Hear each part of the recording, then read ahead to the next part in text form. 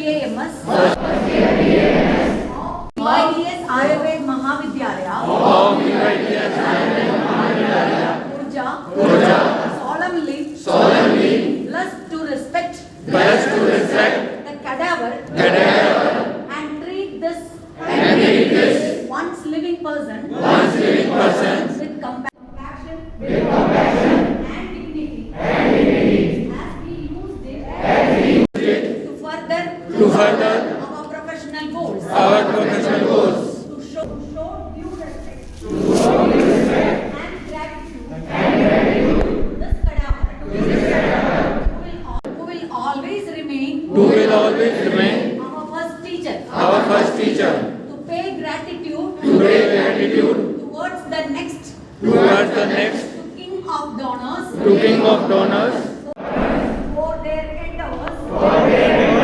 in serving the society selflessly even after death, to consider this as the best example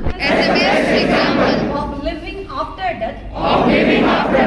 to always emulate